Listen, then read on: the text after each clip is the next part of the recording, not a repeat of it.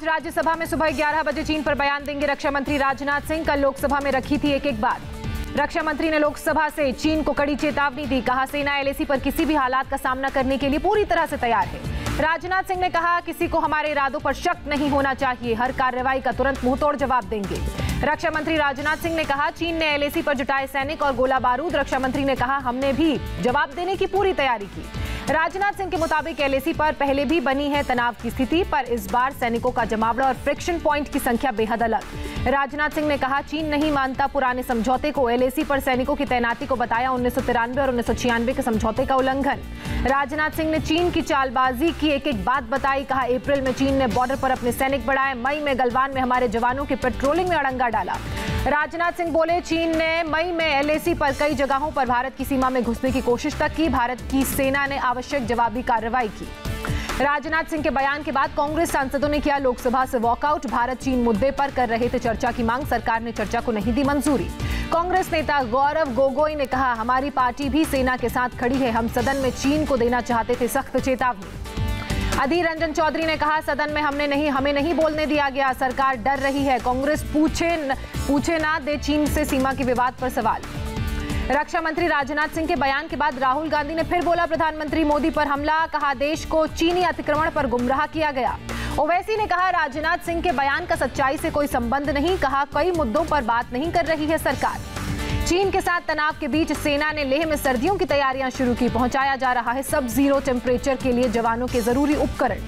Fighter plane के अलावा transport विमान C-17 ग्लोब मास्टर लगातार फॉरवर्ड बेस पर उड़ान भर रहे हैं। सामान पहुंचा रहे हैं, तोप और टैंक भी पहुंचा रहे हैं। एलएसी पर बर्फीली ऊंचाइयों वाले इलाकों में लगाए गए खास टेंट -50 डिग्री की ठंड में भी जवानों को रखेंगे सुरक्षित। एलएसी पर तनाव को देखते हुए सेना ने फॉरवर्ड एरिया में 12 से 14 महीना के लिए राशन का स्टॉक जमा किया। सर्दियों में जवानों को नहीं होगी कोई दिक्कत। अरुणाचल प्रदेश से सटी सीमा पर डेफ एरिया में चीनी सैनिकों की मूवमेंट बढ़ी। भारतीय सेना ने भी अपनी पोजीशन मजबूत की। पाकिस्तान ने एलओसी पर राजौरी के सुंदरबनी सेक्टर में फायरिंग की। एक जवान शहीद, अफसर समेत 2 अन्य घायल। भारतीय सेना ने भी दिया मुंहतोड़ जवाब। संयुक्त राष्ट्र मानवाधिकार परिषद की बैठक में भारत ने पाकिस्तान को आतंकवाद का गढ़ कहा। कश्मीर पर लेक्चर न देने की सलाह दी। UNHRC की बैठक में पाकिस्तान ने उठाया था कश्मीर का मुद्दा। भारत ने पाकिस्तान में हिंदुओं, सिखों और ईसाइयों पर हो रहे अत्याचार की याद दिलाई। भारत के पहले एंटी सैटेलाइट मिसाइल पर डाक टिकट जारी किया गया। NSA अजीत डोवल भी मौजूद रहे। पिछले साल मिसाइल का हुआ था सफल परीक्षण। कंगना ने अपने ऑफिस में तोड़फोड़ के लिए BMC से 2 करोड़ का मुआवजा मांगा। बॉम्बे हाईकोर्ट में दायर की संशोधित याचिका। जया बच्चन का रवि किशन पर हल्ला बोल। बिन नाम लिए कहा, रवि किशन के बयान से मैं शर्मसार हूं। जिस थाली में खाते हैं उसी में छेद करते हैं। राज्यसभा में जया बच्चन ने रवि किशन पर बॉलीवुड को बदनाम करने का आरोप लगाया। कहा, जिन लोगों को बॉलीवुड ने नाम दिया वो उसे गटर बोल रहे हैं। रवि किशन का जया बच्चन पर पलटवार। कहा, किसी ने नहीं मेरे लिए थाली सजाई, खुद फिल्म इंडस्ट्री में बनाई भोजपुरिया थाली। इंडिया टीवी से बातचीत में बोले रवि किशन, जया बच्चन को नहीं देना चाहिए था ऐसा बयान। कहा, अगर ड्रग्स की थाली में छेद करना पड़े तो जरूर करूंगा। कंगना रनौत ने साधा जया बच्चन पर निशाना। पूछा, अगर मेरी जगह आपकी बेटी या बेटा होता तो क्या आप यही कहती। शिवसेना नेता संजय राउत ने कहा, बच्चन परिवार को मिला देश का प्यार, कीचड़ उछालने से नहीं होगा कोई फायदा। केंद्रीय मंत्री रामदास अठावले ने रवि किशन का समर्थन किया। बोले, जया बच्चन ने जो कहा वैसा नहीं हो रहा। फिल्म उद्योग को नहीं किया जा रहा है बदनाम। मॉर्चरी में जाकर सुशांत की डेड बॉडी देखने का मामला। रिया पर आज राज्य मानवाधिकार आयोग सुना सकता है अपना फैसला। जमानत के लिए आज बॉम्बे हाईकोर्ट में अर्जी दाखिल कर सकती हैं रिया चक्रवर्ती। शुक्रवार को सेशंस कोर्ट ने जमानत अर्जी खारिज की थी। ड्रग्स केस में गिरफ्तार पेडलर करमजीत अंकुश अरिंजा की आज NCB कोर्ट में होगी पेशी। आपको बता दें कि ड्वेन फर्नांडिस भी होंगे पेश। ड्रग्स केस के आरोपी करमजीत के पास से एक लग्जरी गाड़ी जब्त की गई, कीमत 1 करोड़ के करीब। नारकोटिक्स ब्यूरो ने ड्रग्स केस में 2 और लोगों को गिरफ्तार किया। NCB अब तक मामले में 16 लोगों को पकड़ चुकी है। ड्रग्स केस में गिरफ्तार सूर्यदीप मल्होत्रा की कोर्ट में पेशी। 18 सितंबर तक NCB रिमांड में भेजा गया। 17 सितंबर तक NCB कस्टडी में भेजे गए गोवा से गिरफ्तार ड्रग पेडलर कोस्टा। ड्रग्स मामले में सुशांत की पूर्व मैनेजर श्रुति मोदी और टैलेंट मैनेजर जया शाह से आज पूछताछ करेगी NCB। रिया के साथ ड्रग चैट में नाम सामने आया। रजत मेवाती से CBI की फिर पूछताछ। सुशांत का पूर्व अकाउंटेंट है मेवाती। आवश्यक वस्तु अधिनियम लोकसभा से पास। अनाज, दाल और प्याज जैसी चीजें सरकारी नियंत्रण के आएंगी बाहर। अकाली दल ने किया विरोध। पंजाब के मुख्यमंत्री कैप्टन अमरिंदर सिंह ने आवश्यक वस्तु अधिनियम में बदलाव को कोर्ट में चुनौती देने का ऐलान किया। किसानों के हित पर बताया अटैक। कोरोना के कारण 1 साल तक सांसदों की सैलरी में 30% कटौती होगी, बिल लोकसभा में पास। संसद में भवन परिसर में गांधी प्रतिमा के सामने लेफ्ट पार्टियों का प्रदर्शन, किसान विरोधी नीति वापस लेने की मांग की। पश्चिम बंगाल में बीजेपी ने मुस्लिम कार्ड खेला, चुनाव से पहले 20 लाख मुसलमानों को पार्टी से जोड़ने का लक्ष्य, अल्पसंख्यक मोर्चा दिसंबर तक चलाएगा अभियान। ममता ने एक दिन पहले किया था 2 बड़े ऐलान, पश्चिम बंगाल सरकार हिंदू पुरोहितों को देगी मासिक भत्ता।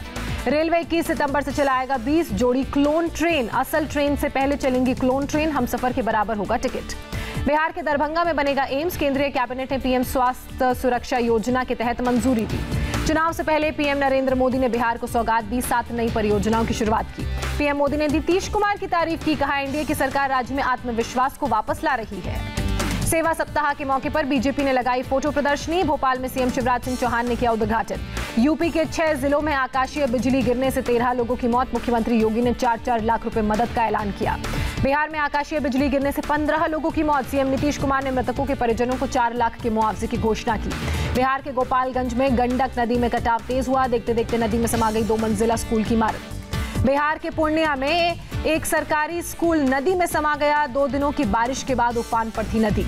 पटना में भी मूसलाधार बारिश के बाद कई जगहों पर वाटर लॉगिंग हुई, पाटलिपुत्र कॉलोनी में पानी जमा होने से लोगों को परेशानी। मुंबई के मलाड में हैरान कर देने वाली तस्वीर सामने आई, 3 साल के बच्चे को खेलते वक्त कार ने कुचला, बाल बाल बची बच्चे की जान, हादसे में मामूली रूप से जख्मी। गाजियाबाद में बेटी से छेड़छाड़ का विरोध करने पर बुजुर्ग महिला की पिटाई की गई, पड़ोस के रहने वाले युवक ने सरेआम पीटा। गाजियाबाद में पिटाई के बाद बुजुर्ग महिला सदमे में, शरीर पर कई जगह चोट के निशान।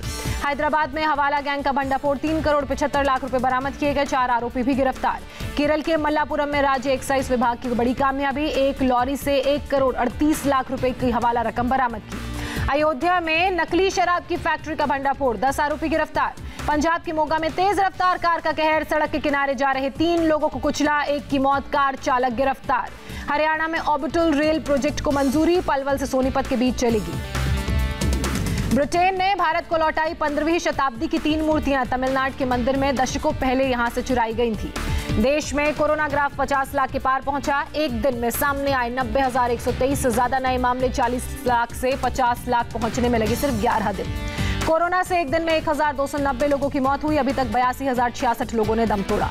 एक्टिव केस की संख्या 10 लाख के करीब पहुंची। कोरोना रिकवरी के मामले में भारत ने ब्राजील को पीछे छोड़ा, स्वस्थ हुए सबसे ज्यादा संक्रमित। स्वास्थ्य मंत्री ने कहा दुनिया में सबसे ज्यादा रिकवर होने वाला देश है भारत, सूची में ऊपर, 14 राज्यों और केंद्र शासित प्रदेश में 5,000 से भी कम केस। दिल्ली में कोरोना से फिर 4,000 से ज्यादा लोग संक्रमित, 36 संक्रमितों की मौत हुई। महाराष्ट्र में 24 घंटे में कोरोना से 22,000 से ज्यादा लोग संक्रमित पाए गए, राज्य का कोरोना ग्राफ 11 लाख के करीब पहुंचा। मुंबई में एक दिन में कोरोना से 1,500 लोग संक्रमित, 49 लोगों की मौत हुई। इजराइल और अरब के देशों के बीच 26 साल में पहला शांति समझौता, राष्ट्रपति ट्रंप के सामने इजराइल के पीएम, यूएई और बहरीन के विदेश मंत्रियों ने हस्ताक्षर किया। ट्रंप ने कहा हम इतिहास बदलते हुए यहाँ जमा हुए हैं, दशकों की हिंसा और बंटवारे के बाद नए मध्य पूर्व की हो रही है शुरुआत। ऐतिहासिक समझौते के वक्त गाजा से इजराइल में 2 रॉकेट छोड़े गए, इजराइल के अधिकारियों के मुताबिक 2 लोग घायल हुए। कोरोना महामारी के दौरान भारत में $20 अरब का विदेशी निवेश, विदेश सचिव हर्षवर्धन श्रृंगला ने CII के वर्चुअल कार्यक्रम में जानकारी दी। एप्पल ने लॉन्च की कम कीमत वाली नई स्मार्ट वॉच, आईफोन का नया वर्जन साल के अंत तक में आने की उम्मीद।